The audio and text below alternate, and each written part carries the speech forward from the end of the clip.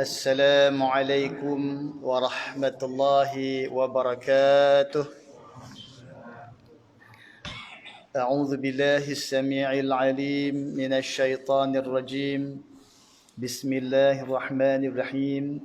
الحمد لله رب العالمين، وبه نستعين على أمور الدنيا والدين، والصلاة والسلام على حبيبنا المصطفى سيدنا محمد الأمين وعلى آله وأصحابه أجمعين. أما بعد. Yang berbahagia tuan-tuan imam, EJK, pimpinan masjid, seterusnya tuan-tuan dan puan-puan, para asatizah, tuan-tuan guru, para alim ulama, muslimin muslimat, hadirin wal hadirat rahimakumullah yang saya hormati lagi dikasihi sekalian. Terlebih dahulu kita bersyukur kepada Allah Azza wa Jalla yang masih lagi memberikan perkenan kepada kita semua untuk dapat hadir pada malam ini sebagai sambungan daripada pertemuan kita yang pertama bulan yang lepas lah. Betul ya, bulan lepas. Alhamdulillah. Jadi marilah terlebih dahulu kita ikhlaskan niat kita, kehadiran kita kerana Allah Subhanahu wa taala, dan kita sekarang berada dalam majlis ilmu, majlis yang mulia, majlis yang dirahmati dan diberkati oleh Allah Subhanahu wa taala. Jadi kita manfaatkanlah masa ini dengan sebaik-baiknya, sebab kita tak tahu, mungkinlah ini kali terakhir untuk kita lihat kawan-kawan kita. Mungkinlah ini terakhir kita tengok masjid ni ke, kita tak tahu. Jadi kita manfaatkan dengan sebaik-baiknya kehadiran kita ni. Dia jangan lupa niat iktikaf. Ini masjid kan, kita niat iktikaf. Dan bila kita berada dalam majlis ilmu, kita jangan lupa untuk niatkan nak dapat ilmu yang berkat. Dimohon kepada Allah dengan penuh hati nak dapat ilmu yang berkat. Kita bukan sekadar nak dapat ilmu, nak dapat tahu, tetapi kita nak ilmu itu akan membawa kita kepada amal. Ilmu yang kita ada itu menjadi panduan dan pedoman dalam hidup. Ramai orang ada ilmu yang banyak, tapi ilmu itu tidak membawa dia ke syurga. Kita mahu ilmu kita mungkin tak banyak, tak apa. Kalau banyak, alhamdulillah. Tapi yang pentingnya ialah ilmu itu ilmu yang berkat, ada manfaat, sehingga kita selamat dalam perjalanan kita di dunia sampai akhirat. Yang ni yang kita nak dari ilmu kita. Jadi saya di depan ni bukan makna saya yang paling tahu, tidak juga. Jadi sekadar kita buat satu orang sebagai ikhtiar kita, usaha kita untuk kita menghilangkan kejahilan, sama-sama kita membaca kitab, sama-sama kita bermuzakarah, kita berkongsi pandangan, bertukar-tukar fikiran. Dengan mudahan dari situ ilmu itu akan bercambah dalam hati kita dan akan semakin meluaskan lagi horizon pemikiran kita, insya-Allah Subhanahu wa taala. Baik. Alhamdulillah. Jadi mari sama-sama kita mula dengan mengambil keberkatan bacaan surah Al-Fatihah. أعوذ بالله من الشيطان الرجيم. بسم الله الرحمن الرحيم. الحمد لله رب العالمين الرحمن الرحيم مالك يوم الدين إياك نعبد وإياك نستعين اهدنا الصراط المستقيم صراط الذين أنعمت عليهم غير المغضوب عليهم ولا الضالين. بسم الله الذي لا يضر مع اسمه شيء في الأرض ولا في السماء وهو السميع العليم. بسم الله الذي لا يضر مع اسمه شيء في الأرض ولا في السماء وهو السميع العليم. بسم الله الذي لا يضر مع اسمه شيء في الأرض ولا في السماء وهو السميع العليم. أعوذ بكلمات الله التامات من شر ما خلق. أعوذ بكلمات الله التامات من شر ما خلق. أعوذ بكلمات الله التامات من شر ما خلق. بسم الله الحمد لله. اللهم صل وسلم وبارك على محمد وعلى آله. Baik, kita selawat Nabi dulu. supaya mudah-mudahan bersama dengan kita biar tambah-tambah lagi keberkatan yang Allah Taala kurniakan kepada kita pada malam ini. Sallallahu ala Muhammad sallallahu alaihi wasallam. Sallallahu ala Muhammad sallallahu alaihi wasallam. Sallallahu ala Muhammad sallallahu alaihi wasallam. Sallallahu ala Muhammad sallallahu alaihi wasallam. Alhamdulillah. Baik, kita tengok pada kitab kita pada malam ni, permulaan kitab Bidayatul Hidayah. Pada bulan yang lepas kita dah baca mukadimah kan? Mukadimah baca dah. Kerana kita tengok pula kita masuk dah habis mukadimah, kita masuk pada yang pertama lah. Bahagian pertama, adab-adab melaksanakan ketaatan. Mukadimah mana mas? Beda. Kita baru baca kata pengantar penterjemah. Kata pengantar penterjemah ni Syekh Ahmad Fahmi Zamzam. Itu kita dah baca, betul tak? Yang tu dah. Itulah noh, sebulan sekali. Jadi malam ni kita baca mukadimah nah. Betul ni? Betul ya nah? Setuju nah? Alhamdulillah. Jadi malam ni kita tengok dah mukadimah. Tapi sebelum tu kita tengok dulu kandungan. Sajalah kita tengok pilah kandungan supaya kita dapat satu orang kata apa? Gambaran luas. Kitab ni mengenai apa? Mengenai apa? Kitab ni nak cerita tentang apa? Okey, tengok kandungan tu. Dia ada bahagian pertama. Sebahagian pertama, adab-adab melaksanakan ketaatan. Inilah kita akan belajar.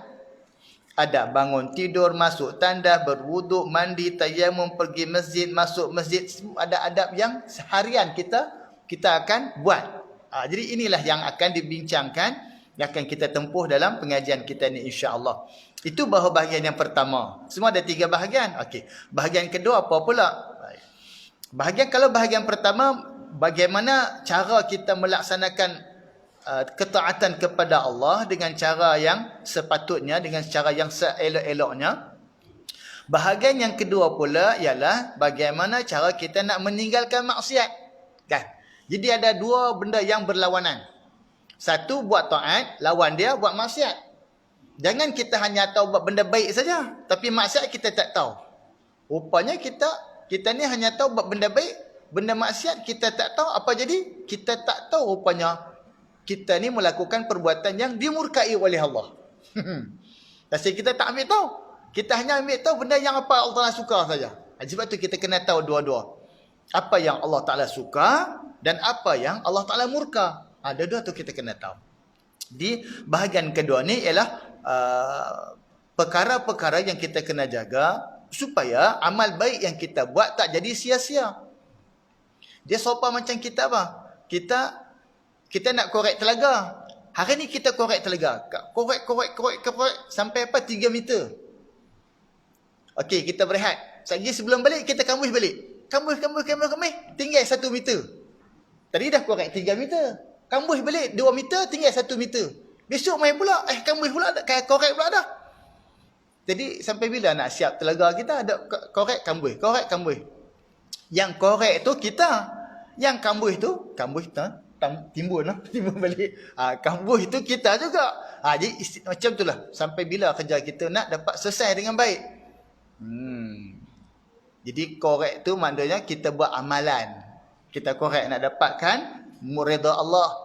Tiba-tiba kita kambuh. Kambuh itu maksud apa? Kita buat maksiat. Jadi kitalah yang buat korek apa? Kitalah yang buat perbuatan baik. Kita juga buat perbuatan yang keji, yang buruk. Maka sebab itu kita kena tahu mana yang baik, mana yang buruk pada penilaian Al-Quran dan Sunnah Nabi sallallahu alaihi wasallam. Baik. Jadi bahagian kedua ada 2 fasal. Fasal yang pertama maksiat zahir. Fasal yang kedua maksiat batin. Jadi rupanya maksiat ni ada 2 jenis. Pertama maksiat yang kita nampak anggota badan yang buat. Maksiat yang kedua bukan tak nampak anggota badan buat, tapi duk ada dalam hati. Macam coronavirus. Tak nampak tapi dia ada kan. Macam itulah. Jadi rupanya virus ni bukan hanya hak jenis corona-coronanya. Ni virus ni pun kena jaga juga ni. Apa dia? Maksiat hati. Tu pun virus juga tu. Lagi bahaya. Pasal apa? Pasal virus yang singgah dalam hati manusia, virus penyakit batin ni, penyakit batin kerohanian ni, dia akan menyebabkan amalan baik kita tu terbatal. Sia-sia, zero, kosong. Tak ada maksud, tak ada makna, tak ada arti. Tak dinilai ibadah, dia rugi kita. Baca Quran tak dapat apa, sembahyang sunat tak ada apa, sembahyang fardu, sembahyang malam, kita sedekah habis macam tu saja, rugi. Pasal apa? Pasal tak jaga tang maksiat batin. Tu pentingnya kita tahu maksiat batin tu apa. Baik, yang ketiga. Bahagian yang ketiga ialah bagaimana cara kita nak melaksanakan pergaulan dan persahabatan. Kita hidup di dunia, mana nak boleh hidup seorang-seorang kan? Jadi Allah Subhanahu Wa Taala hantar manusia ke bumi ni, ke alam dunia ni untuk apa? Untuk beranak pinak. Untuk adanya satu generasi ke satu generasi. Nak menambahkan lagi bilangan umat manusia. Maka dengan sebab itu, kita bila hidup, tak dapat tidak, kita terpaksa hidup bersama dengan manusia-manusia yang lain. Jadi, macam mana cara kita nak bergaul dengan manusia dengan cara yang baik. Dengan cara yang menimbulkan kasih sayang. Cara yang membawakan kepada perdamaian, keharmonian, yang menyebabkan kita dapat beribadah dengan baik kepada Allah. Bukannya hidup mengganggu orang, hidup menimbulkan masalah, hidup mencipta pelbagai perkara yang menjadikan kita nak beribadat tu susah. Jadi itu ada dalam bahagian yang ketiga. Jadi itulah 3 bahagian yang akan kita tempuhi sepanjang kita mengembara, meneroka ke dalam kitab ni, insya-Allah. Ini bagikan kita akan masuk dalam kitab tu. Insya-Allah. Ya.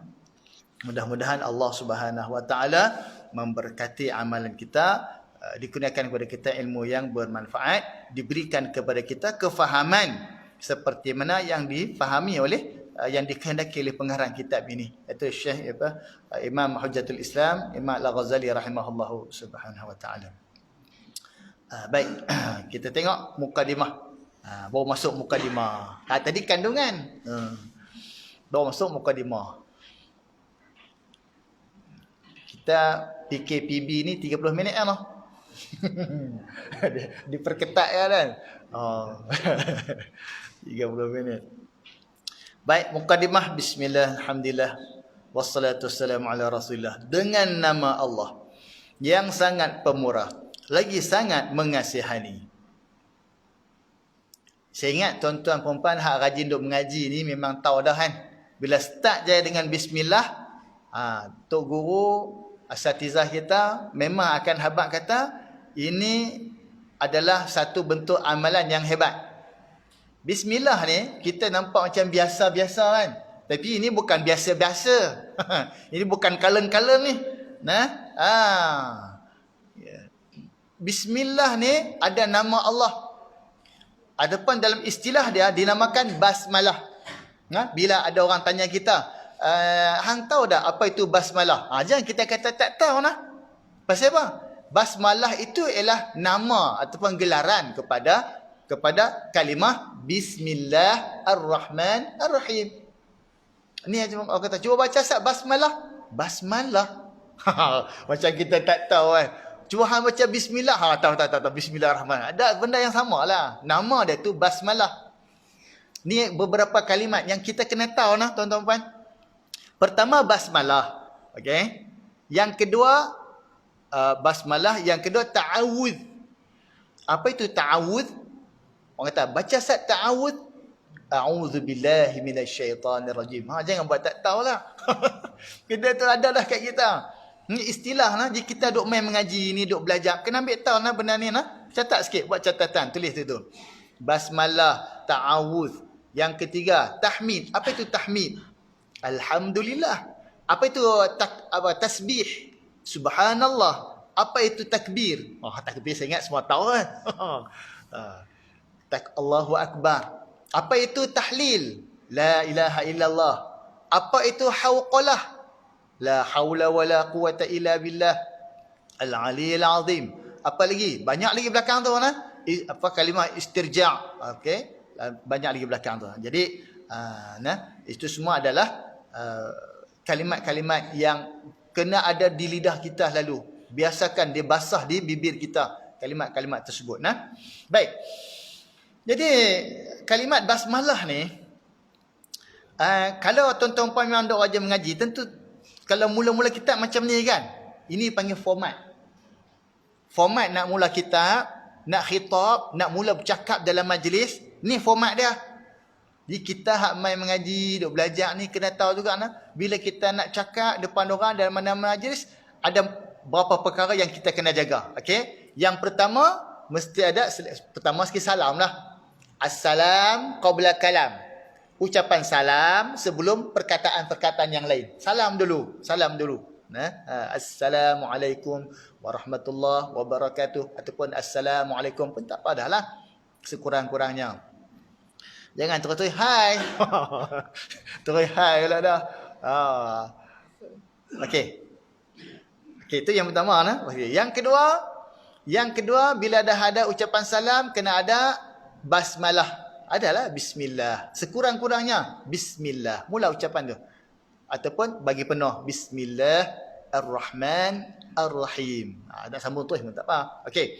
Yang ketiga dah ada tahmid yang mula-mula tadi basmalah, kemudian alhamdulillah itu tahmid. Yang ketiga kena ada apa? Kena ada selawat dan salam.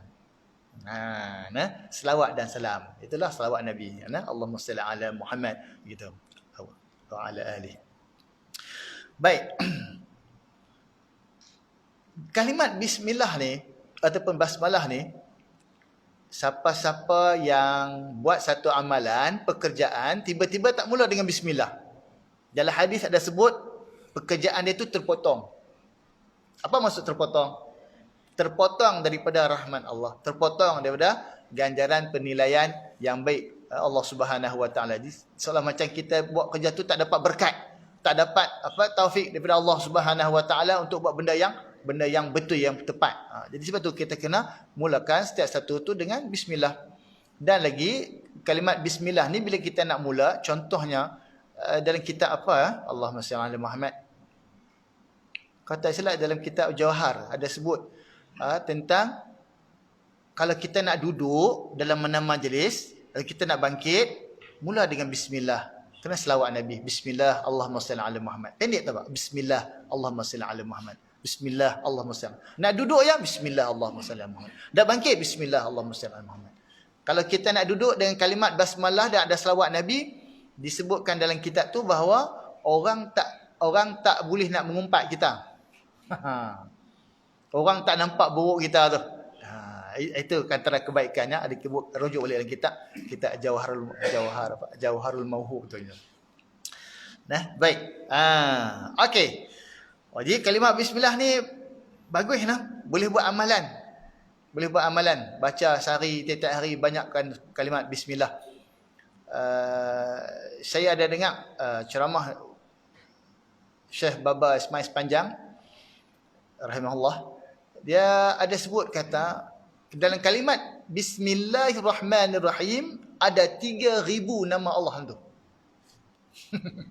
Kita baca 3 aja. Tapi dia kata, mengikut sebenarnya, huraian-huraian dia lagi, sebenarnya dalam 3 tu, terkandung dalam dia 3,000 hak lain. Terkandung dalam 3 tu. Kalimah Allah, kalimah Ar-Rahman, kalimah Ar-Rahim. Panjang cerita lah itu. Dia tuan-tuan boleh rujuk lah. Okey, jadi kena rajin jadikan sebagai amalan kita kalimah basmalah tadi ni. Okey, jadi format dia bismillah. Memang kitab pun mula macam itulah. Okey.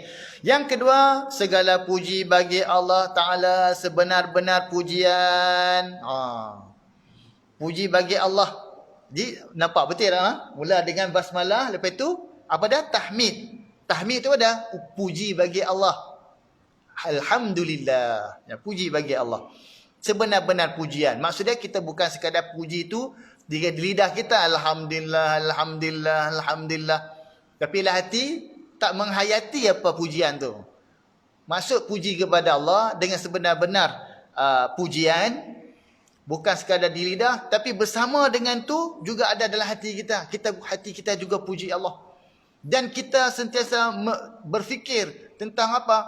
Apa saja yang Allah Ta'ala jadikan, Allah Ta'ala ciptakan, Allah Ta'ala lakukan di depan dalam kehidupan kita. Semuanya tu terpuji. Semua tu baik. Sebab tu ada ulama, sampai ada ulama kata, apa dia? Alhamdulillah, bersyukur Allah jadikan syaitan. Pula dah. Kok mana bersyukur syaitan? Kita kata syaitan tak mau. Syaitan kan tak bagus. Syaitan ganggu kita, hasut kita, bawa kita ke neraka, nak bawa kita ke neraka. Tu apa yang bagusnya? Dengan adanya syaitan mengganggu kita, maka manusia tu dia tak akan statik. Dia akan ada apa? Cabaran. Nah, dengan cabaran itulah dia boleh naik darjat. Dengan cabaran itulah dia boleh apa dah? Dia akan kuatkan lagi usaha dia. Mai syaitan kopral, dia kena kuat. Boleh atasi syaitan kopral. Kopral lari. Mai apa? Lepas kopral apa? Sarjan. Betul bagus. Mai sarjan. Mai sarjan, dia kumpul lawan, boleh atasi. Lepas sarjan lari. Lari mai pula. Staff sarjan. Mai lah. Staff sarjan major apa? Naiklah OCPD ke apa ke atasmu. Lieutenant General. Mai General. Tu. Jadi, dan sampai bila kita akan terus berhadapan dengan syaitan ni? Selagi mana kita hidup. Selagi mana kita hidup, selagi itu kita kena sentiasa mengingatkan diri kita terhadap bahaya yang dibawa oleh syaitan. Syaitan tu adalah musuh kita. Sebab tu Nabi pesan pada kita supaya kita baca pagi-pagi. Nabi pesan dah ni. Ini pesanan Nabi. Hadis yang sahih. Nabi kata apa? Baca apa? A'udzubillahi samiil alim minasyaitanir rajim. Kan kita baca. Siapa yang baca beramal dengan maksurat, dia tu lah. Petang-petang baca pula a'udzubillahi samiil alim minasyaitanir rajim. Jadi memang Nabi dah pesan dah supaya kita kena buat persiapan senjata kita, perisai kita, benteng kita. Sebab apa? Syaitan akan hadir untuk mengganggu kita. Tambah kalau siapa nak sembahyang. Kita sembahyang duk ingat syaitan lari. Seorang nak sembahyang, syaitan mai. Syaitan yang kerjanya ganggu orang sembahyang. Ambil wudu. Ada wudu, ada syaitan yang memang profession dia ganggu orang wudu. Dia tunggu time. Ada wudu dia pergi. Siapa ambil wudu dia pergi kacau. Siapa sembahyang group ni pula main kacau. Begitulah keadaan dia. Jadi begitulah. Jadi kita kena selalu berhati-hati dalam kehidupan kita. Banyakkan mohon kepada Allah Subhanahu Wa Taala supaya memelihara diri kita, kaum keluarga kita daripada bahaya yang dibawa oleh syaitan. Fattakhidhuhu aduwa, kata Allah. Ambil syaitan jadi musuh kamu. Jangan jadi kawan kamu. Okey, jadi kita puji pada Allah. Allah buat segala sesuatu tu ada tujuan dia, ada maksud dia, ada mendatangkan kebaikan untuk kita. Coronavirus datang, ada kebaikan untuk kita kalau kita renung secara mendalam. Setiap musibah tu Allah Taala jadikan adalah untuk apa? La'allahum yarji'un. Mudah-mudahan depa tu yang kena musibah tu yarji'un, patah balik. Maksud patah balik tu apa? Bertaubat, terenung balik apa salah aku, apa yang aku buat sampai jadi macam ni, apa yang dah jadi dalam kehidupan aku sehingga kan datang benda ni dalam kehidupan aku mengganggu kehidupan aku. Jadi semua tu menyebabkan kita kena muhasabah. Okey. Seterusnya, selawat dan salam tercurah kepada sebaik-baik makhluknya, penghulu kita Nabi Muhammad sallallahu alaihi wasallam. Dan juga kepada keluarga dan para sahabatnya dan pengikut-pengikutnya. Kita baca selawat Nabi sallallahu ala Muhammad sallallahu alaihi wasallam. Jadi kita kena tahu sebutan tu jangan kita pakai baca ikut datnya. Sallallahu ala Muhammad. Sallallahu ala Muhammad. Sallallahu alaihi. Sallallahu alaihi wasallam. Alaihi wasallam. Apa itu alaihi? Yang kita tahu alaihi. Kalimah hi itu kena ada. Nah, sallallahu ala Muhammad sallallahu alaihi wasallam. Oh, alaihi, bukannya alai saja, alaihi. Dia kita sebutan tu bagi keluar dia punya maksud dia yang betul, okey.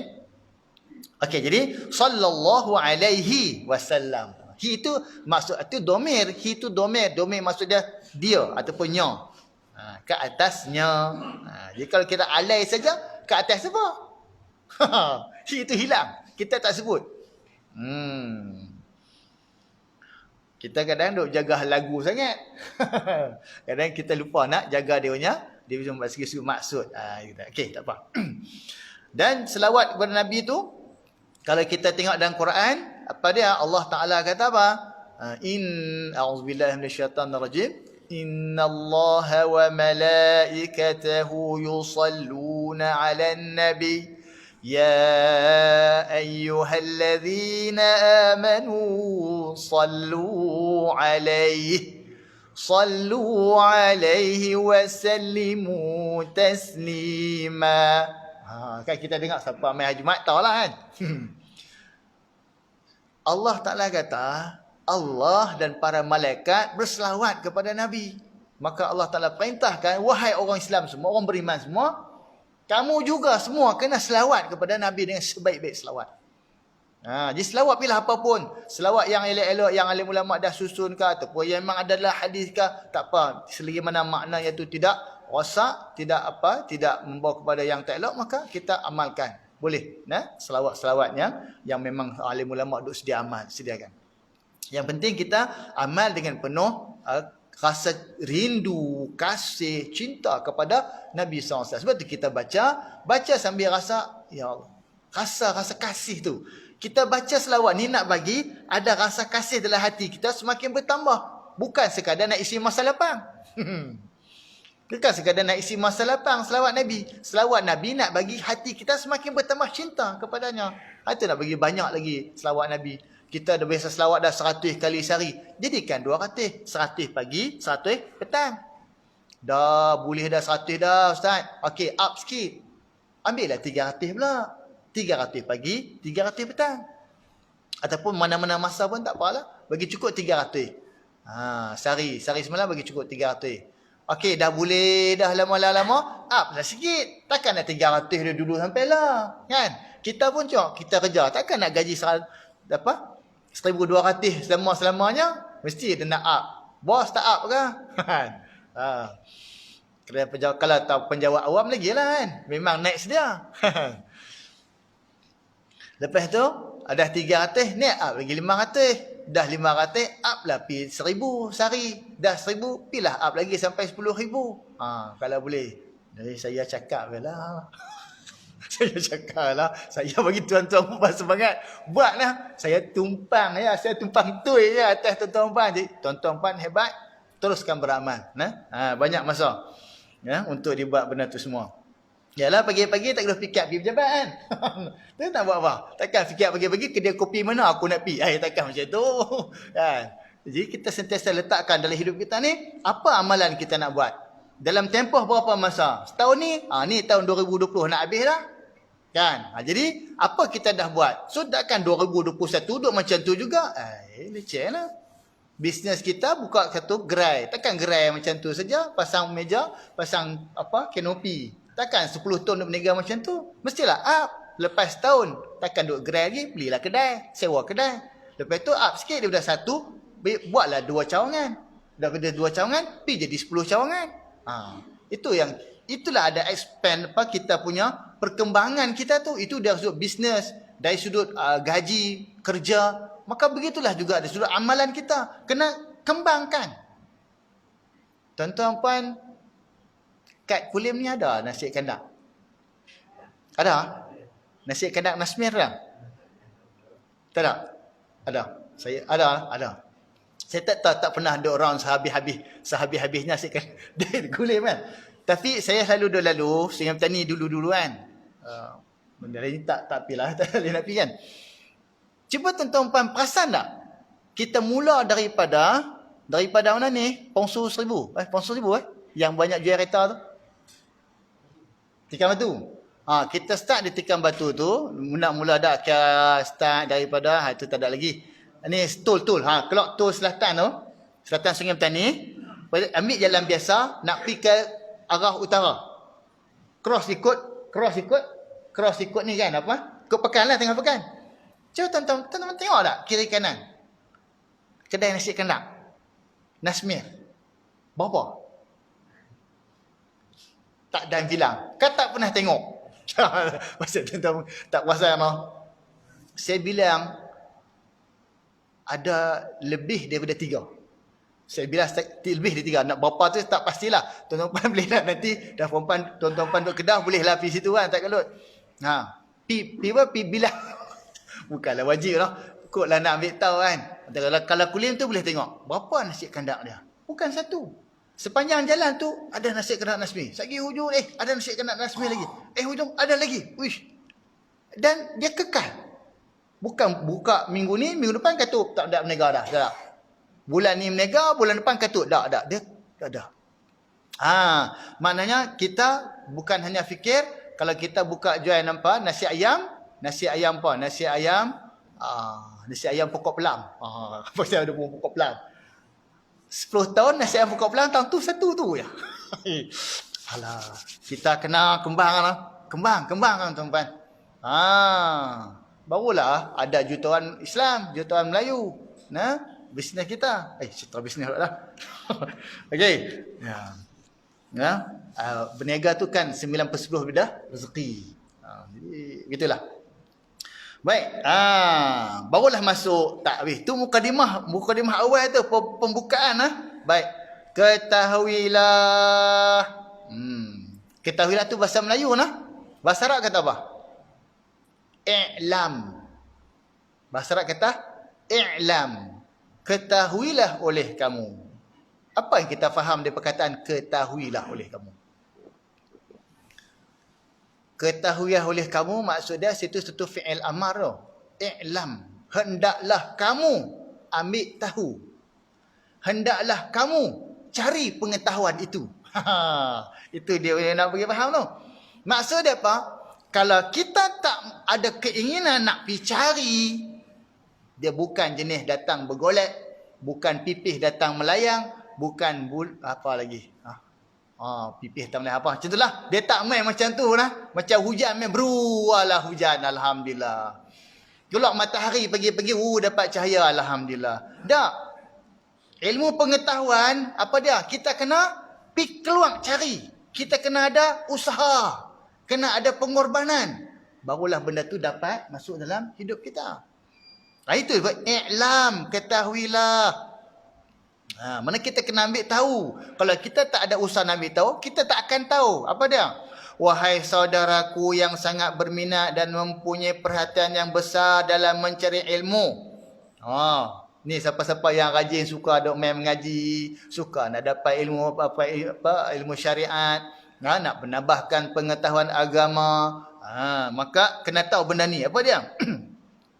Yang mana depan ni apa? Yang telah menunjukkan cita-cita yang tinggi dan rasa yang sangat dahaga terhadap ilmu pengetahuan. Sonok kita nak dapat ilmu, sonok nak tambah ilmu, sonok kita nak kembangkan lagi ilmu kita. Maka kena ambil tahu ni. Benda apa dia? Nak kena tahu ni apa dia? Seandainya engkau berniat dengan mencari ilmu ini untuk berlomba-lomba dan mendapatkan kemegahan dan terkemuka di kalangan kawan-kawan, dan untuk menarik perhatian orang banyak terhadap dirimu dan menghimpunkan akan kekayaan dunia, maka sebenarnya engkau telah berusaha menghancurkan agamamu dan membinasakan dirimu sendiri dan menjual akhiratmu dengan mendapatkan harta dunia. Dia nak habaq kata, kalau kita ada rajin mai belajar, duduk dalam kuliah, dalam majlis ilmu dengan ustaz sana, ustaz sini, tok guru sana, tok guru sini, kitab tu, kitab ni, tapi tak jaga niat kita belajar untuk apa. Sebaliknya kita biar diri kita tu niat pasal apa? Kawan aku pi, aku pun kena pi. Tak kira dia kata, yang pencen dah, awak tak pergi mengaji lagi. Awak leceh. Nampak. Pi pasal apa? Pasal tak kira apa orang kata. Oi. Tak kira kalau aku tak pergi, dia kata apa pula? Dah halang dia pergi, aku pun toy sekali. Rupanya cara macam tu tak kena. Apatah lagi bila mai duk mengaji tu kita rasa seronok, kita tahu kita ni pandai lebih sikit dah orang lah macam mana lah. Kita boleh pergi bersembang lebih pula. Kita pergi boleh bawa, orang kata apa, duk karau lebih lagi daripada apa yang ustaz-ustaz, asazah, tok-tok guru tu sebut. Kita pergi sembang panjang lagi, boleh pelebar lagi. Kita rasa kembang hidung, kembang telinga, kembang segala-galanya. Seronok bila orang kata, hang bagus lah. Tak sangka. Hang punya penerangan tu lebih dari ustaz mengajar. Kita pun rasa kembang, kita rasa seronok. Maka dengan sebab rasa seronok kita kena puji tu, kita nak mengaji lagi. Supaya apa? Orang puji lagi. Supaya kita lebih lagi disanjung. Supaya akhirnya orang, tu. Rupanya dia kata, kalau niat mencari macam tu, nak cari ilmu, dia kata, apa yang jadi dia kata? Rupanya telah menghancurkan agamamu, binasa dirimu, jual akhirat untuk dapat dunia. Allah Rabbi. Okey. Ni akhirat. Saya contoh Ni dunia. Nampak tak?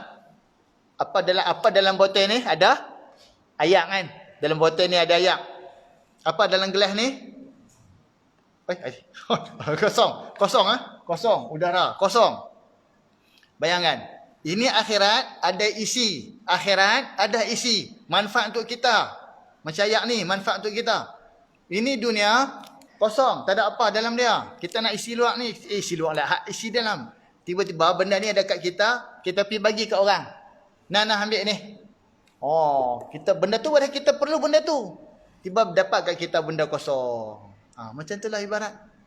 Kita cari ilmu bukan dengan niat kerana Allah, tetapi dengan niat nak dapatkan kemegahan, sanjungan orang, pujian orang. Apatah lagi kalau nak dapatkan sedikit sebanyak habuan-habuan duniawi, maka umpama kita serahkan akhirat kita tu kepada pihak lain. Kita ambil dunia yang hanya bagikan orang kata abu-abu ataupun abu-abu di jalanan sahaja.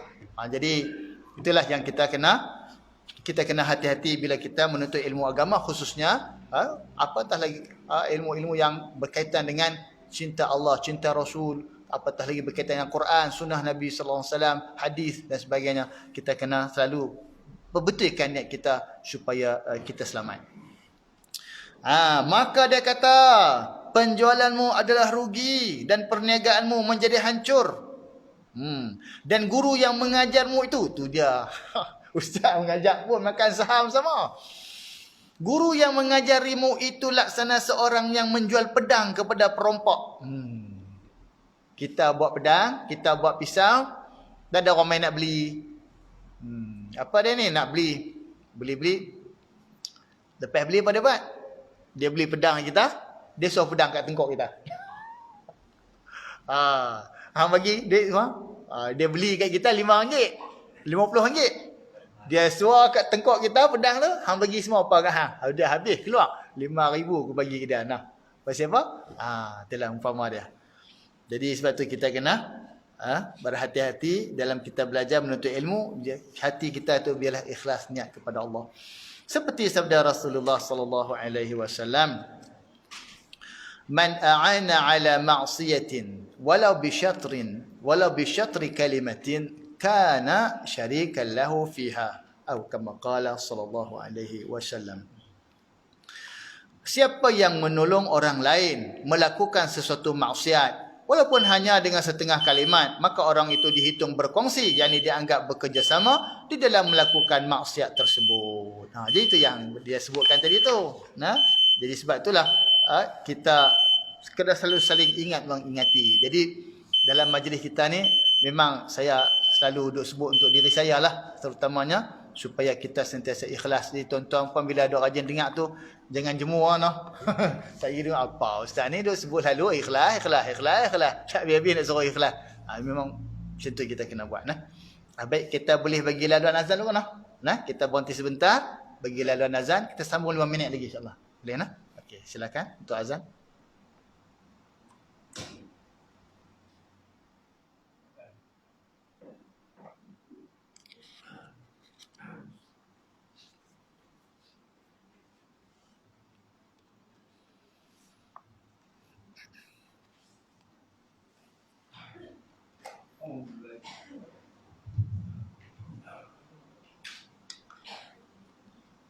Allahu Akbar, Allahu Akbar, Allahu Akbar, Allahu Akbar.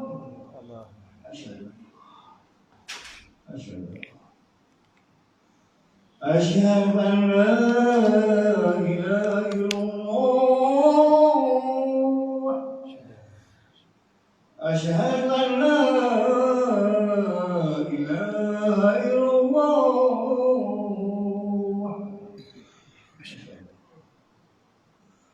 أشهد أن محمدا رسول الله أشهد أن محمدا رسول الله حي على الصلاة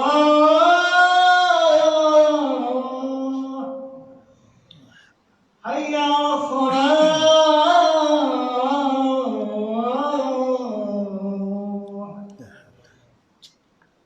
حي على الفلاح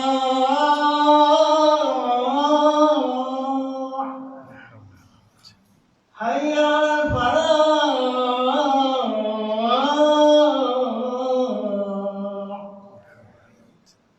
الله أكبر الله أكبر لا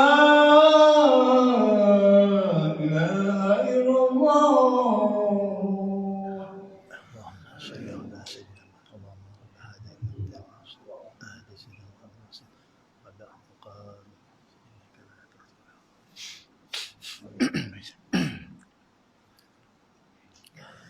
Bismillah, alhamdulillah, wassalatu wassalamu ala Rasulillah. Allahumma salli ala Muhammad wa ala alihi. Baik, kita sambung 5 minit lagi insya-Allah. Kemudian kita tunggu. Baik, sambungan sikit lagi. Dan jikalau niatmu di dalam mencari ilmu itu untuk mencari keredaan Allah Ta'ala dan mencari hidayah, bukan semata-mata untuk pandai bercakap, maka hendaklah engkau bergembira kerana para malaikat telah mengembangkan sayapnya apabila engkau berjalan, dan ikan yang ada di laut semuanya memintakan ampun bagimu apabila engkau berjalan. Jadi ini antara kelebihan menuntut ilmu ni. Jadi tuan-tuan puan rajin duk belajar ni memang sangat hebatlah kelebihan yang tuan-tuan puan dapat. Nah, selain ada yang disebutkan ni apa dia? Tapi syarat dia apa? Syarat dia niat tu untuk dapat redha Allah. Kita niat datang ni nak dapat redha Allah dengan ilmu yang kita ada, kita nak perbetul diri tu. Bukan kita nak tunjuk kata kita hebat. Dengan ilmu yang kita ada, bukan untuk kita lawan pula lah. Lawan, kita menang, lawan berdebat. Tak. Bukan untuk tunjuk hebat. Tak. Tapi untuk kita ibadat. Untuk kita betulkan ibadah kita kepada Allah. Untuk kita cantikkan lagi, indahkan lagi ibadah kita kepada Tuhan. Itulah tujuan kita cari ilmu. Bahaya bila kita banyak belajar, banyak kitab kita habis, kita nampak aib orang. Itu bahaya. Yang sebetulnya apa dia? Lagi banyak kita belajar, lagi banyak kita nampak aib diri kita. Lagi banyak kitab kita habis, lagi banyak kita nampak keburukan dan kekurangan yang ada pada diri kita. Hak tu betul orang mengaji. Itulah cara belajar yang betul. Tapi kalau kita belajar, kita banyak nampak salah orang. Oh, orang tu tak betul, orang tu tak betul, orang tu salah, orang tu tak kena. Dia, aku betul semua. Ya, itu masalah. Dia seorang je betul, orang lain semua salah. Jadi kita kena banyak kembali kepada diri sendiri. Itu gunanya ilmu. Untuk diamalkan, untuk dijadikan sebagai panduan dan pedoman. Umpama cermin, tengok diri kita. Ilmu tu. Baik. Tu hidayah tu, petunjuk. Bukan pasal nak pandai bercakap. Okey? Maka kalau kita betul nak dapat redha Allah, maka dia kata engkau gembiralah, kena seronoklah. Pasal apa? Mana betul lah jalan tu, betul lah cara tu. Sebab apa? Pasal kita duduk dalam keadaan mendapat naungan para malaikat. Bukan setakat tu, sepanjang kita berjalan dari rumah, tak kiralah berjalan naik motor kan, naik kereta, dia lah tu kan. Perjalanan kita tu mendapat doa daripada burung-burung yang berterbangan di langit, mendapat doa ikan-ikan yang ada di lautan. Baik. Tetapi dia kata, tetapi sebelum itu hendaklah engkau ketahui bahawa hidayah itu adalah buah dari ilmu. Hidayah itu adalah buah dari ilmu. Kerana hasil daripada apa yang kita belajar. Barulah kita dapat hidayah tersebut. Dan bagi hidayah itu ada bidayah, itulah permulaan. Dan ada pula nihayah, itulah kesudahan. Dan ada zahir, dan ada pula batin. Dan engkau tidak akan sampai kepada nihayah hidayah, dan engkau tidak akan dapat menyelami batin hidayah kecuali setelah engkau selesai dari menyempurnakan segala urusan yang berkenaan dengan zahir hidayah itu. Maksud dia apa dia nak habaq di sini? Baik. Bila kita nak berjalan kepada Allah, nak hidup sebagai seorang yang beriman, hidup yang sentiasa mendapat rahmat kasih sayang Allah, hidup yang mendapat keberkatan dalam segala pekerjaan hidup kita ini, kehidupan yang sentiasa mendapat bimbingan dan nusrah pertolongan Allah, maka usaha-usaha kita nak dapat semua tu, pastinya syaitan tak suka. Kita kena sekitar sebab syaitan juga. Syaitan tak akan suka kita. Tonton perempuan datang ni, syaitan bukan suka, cukup meluat lah. Dia cukup meluat. Dengan ustaz-ustaz yang mengajak tu pun dia meluat. Dan dia seboleh-bolehnya nak gagalkan kita semua. Tapi dalam banyak-banyak yang dia usaha supaya tak main belajar, tak menambahkan ilmu pengetahuan, maka yang main ni dia akan gagalkan pula. Okey, nak main, silakan. Main. Tak apa, main. Duduk. Belajar. Tapi belajarlah. Duduk, dengar dan balik macam tu.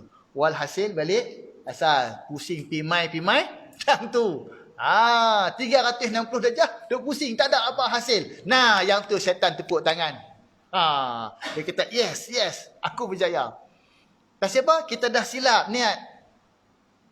Kita hanya sekadar nak duduk dan mendengar. Kita sekadar nak duduk dan tahu. Kita sekadar duduk dan apa lagi? Dapat ilmu. Sekadar tu saja. Allah, rugi. Ilmu itu bukan sekadar itu. Tengok apa yang Nabi berlaku kepada Nabi SAW. Turun wahyu pertama, Iqra. Bacalah. Okay? Bacalah. Tapi wahyu kedua, setelah berapa lama Iqra, apa yang berlaku kedua? Wahyu kedua, Ya ayuhal muddathir.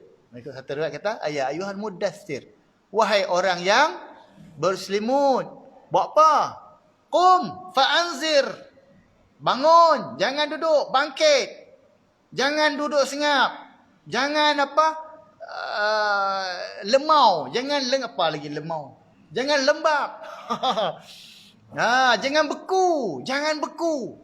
Kau kena bangun. Kau kena serlahkan potensi kau. Kau kena keluarkan apa yang kau tahu. Kau kena sampaikan. Laksanakan tugas. Laksanakan kewajipan. Itu kita lah. Itu waktu Nabi. Kan kita lah tu. Kita tak boleh biar diri kita ni beku. Walaupun hujan, sedap, ada aircon lagi, kapet tebal. Jangan beku. Katil sedap. Kita tiap-tiap bulan dapat gaji, tiap-tiap bulan dapat pension, tiap-tiap bulan dapat payment. Okey, cukup semua lengkap, tak ada apa dah. Aku boleh pergi masjid surau macam tu sudah. Jangan biar kita sekadar selesa macam tu. Itu zon selesa. Syaitan suka kita duduk zon selesa. Pasal apa? Dua hal kita. Sedangkan kita ada kemampuan. Kita ada potensi. Kita boleh gunakan apa yang ada pada kita untuk ajak orang ke arah kebaikan. Kita gunakan kerah apa yang Allah Ta'ala bagi pada kita untuk sama-sama kita pegang tangan orang. Mari kita sama-sama menuju kebaikan. Mari kita sama-sama menuju kejayaan. Jom sama-sama kita beribadah kepada Allah. Mari sama-sama kita memperbanyakkan aktiviti yang boleh mendatangkan kebaikan dalam hidup kita dan juga orang lain. Kita boleh manfaatkan diri kita. Jadi itulah yang dimasukkan qum fa'anzir, berikan peringatan. Orang yang mana masih jauh daripada Allah, panggil dia, pujuk dia, lurut belakang dia, bawa dia, bimbing dia ke arah kebaikan, menuju kepada Tuhan. Orang yang jahil, kita bimbing dia, bawa dia, pujuk dia, lurut dia, berikan peringatan kepada dia, supaya nasihat kepada dia, supaya dia mau juga akhirnya untuk bersama kita untuk menghilangkan kejahilan. Kita pun jahil. Semua kita ni jahil belakang. Tapi pelan-pelan kita buang kejahilan tu satu buang kejahilan. Bukan semua benda kita tahu kan. Profesor sebatau pun ada benda yang dia tak tahu kan. Dah baik. Jadi itulah yang kita ni perjalanan kita ni jauh, perjalanan kita dipanjang. Maka sebab tu yang dia katakan ada permulaan. So ada permulaan. Maka kitab apa yang ada dalam kitab ni dia adalah umpama permulaan untuk orang yang nak dapat redha Tuhan, nak dapat berjalan menuju ke syurga. Inilah permulaan dia, Dan bila ada permulaan dia kata tentu ada kesudahan. Kesudahan tu bila? Panjang perjalanan selagi mana kita hidup atas dunia, selagi tu kita hidup berjalan. Dan dia kata juga lagi, dia kata bila kita adanya zahir, kita ada batin, ada luaran, tentu ada dalaman. Jadi kita juga akan bincangkan bahagian benda tu ke depan tu nanti insya-Allah Subhanahu wa taala a'lam. Baik, dah selesai tu, kita mengingat berhenti tangga tu. Maka dalam kitab ini saya akan sebutkan Bidayatul Hidayah. Jadi kita pun kalau orang tanya kitab ni, hang hampa belajar kitab apa dengan ustaz tu? Minggu keempat kan? Minggu keempat setiap bulan di masjid Darus Saadah. Darus Saadah kan Nur Saadah. Darus Saadah kan. Nur Saadah. Baca kitab apa? Kita pun kata, kitab apa? Tahu kulit kuning. Kuning lah. Kitab jingga. Kitab jingga. Mana kitab jingga? Abah boleh kena tahu. Namanya Bidayatul Hidayah. Kena tahu nama. Bidayatul Hidayah. Siapa pengarang dia? Hujjatul Islam. Nama dia adalah Imam Al-Ghazali. Dah waktu nama gelaran dia lah. Nama penuh dia Muhammad bin Muhammad. Baik.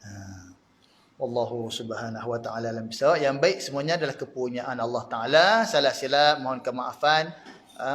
Sekiranya sepanjang penyampaian saya ni ada apa-apa perkara yang ternyata tak menepati apa yang dibawakan oleh para alim ulama, pendapat-pendapat yang muktabar, maka tinggalkanlah pendapat-pendapat saya tu, peganglah kepada pendapat-pendapat yang muktabar, insya-Allah. Jadi ingat takat tu, kita ada apa-apa soalan, tuan-tuan boleh, kalau tak sempat nak tanya dalam majlis kita ni, okay, singkat masa dan sebagainya, tuan-tuan boleh tulislah. Tulis bagi kepada setiausaha masjid ke, kepada saya melalui SMS ke, WhatsApp ke, apa kan, boleh. Tak ada masalah. Jadi nanti bila saya main dalam kelas, kita akan cubalah bagikan apa yang boleh kita kongsikan berkaitan dengan soalan yang tuan-tuan perempuan tanyakan, insya-Allah. Bukan mana saya pandai nak jawab tak. Jadi sekurang-kurangnya kita boleh berkongsi-kongsi pengetahuan. Tak tahu kita tanya kepada orang yang lebih tahu kan. A'udzubillahi minasyaitonirrajim. Bismillah, alhamdulillah wassalatu wassalamu ala Rasulillah. Allahumma shalli ala Muhammad wa ala alihi. Allahumma hdina bihidayatil Quran. اللهم اهدنا بهداية الإسلام اللهم اهدنا واهد بنا واجعلنا سببا لمن اهتدى اللهم أغننا بالعلم وزينا بالحلم وأكرمنا بالتقوى وجملنا بالعافية اللهم إنا نسألك علما نافعا ورزقا واسعا وعملا صالحا متقبلا وذرية طيبة وداعيا إلى الله وسراجا منيرا اللهم أرنا الحق حقا وارزقنا اتباعه وأرنا الباطل باطلا وارزقنا اجتنابه اللهم اجعلنا هادين مهتدين غير ضالين ولا مضلين حربا لأعدائك وسلما لأوليائك نحب بحبك الناس ونعادي بعداوتك من خالفك من خلقك يا رب العالمين وصلى الله على سيدنا محمد وعلى آله وصحبه أجمعين والحمد لله رب العالمين سبحانك الله بحمدك أشهد أن لا إله إلا أنت أستغفرك وأتوب إليك بسم الله الرحمن الرحيم والعصر إن الإنسان لفي خسر إلا الذين آمنوا وعملوا الصالحات وتواصوا بالحق وتواصوا بالصبر صدق الله العظيم